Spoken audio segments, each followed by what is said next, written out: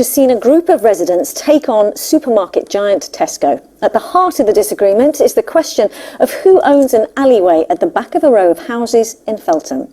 Well, today, homeowners clashed with bailiffs during a protest in which they accused the company of land grabbing. Both Tesco and the developers say they're acting within the law. Gareth Furby has more. They're calling it the Battle of the Back Alley. No! You need to calm yourself down, please. Residents in Feltham ready to defend it this morning. Well, that's very kind of you, isn't it? They claim that a building contractor acting in partnership with Tesco has targeted a 4-metre section of this alley, which backs onto their homes.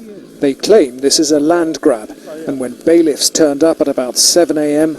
and a boundary fence was cut down, some residents tried to stop it. I wanted to prevent them from taking the fence down, so I hung onto the fence. One of the bailiffs pulled me away and pulled me down to the ground. I'm 78. This has never happened to me in my life before. This all started 2 years ago when a plan was announced for a developer to build 100 new homes on part of the Tesco Superstore car park. The alley backs onto it, and the developer claimed land registry plans showed Tesco owned a strip of it, so it could be built on.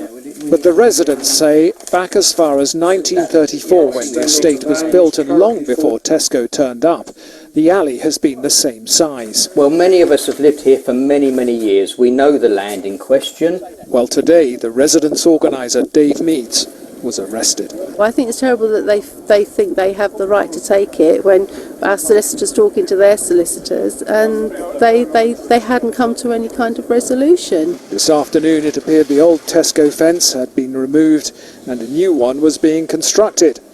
The developer Weston Homes, which has a contract to acquire the site, said cars trespassing unlawfully on land owned by Tesco had been removed.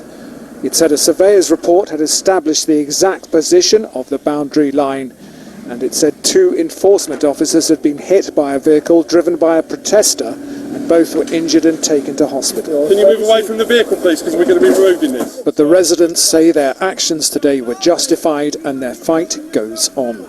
Gareth Furby, BBC London.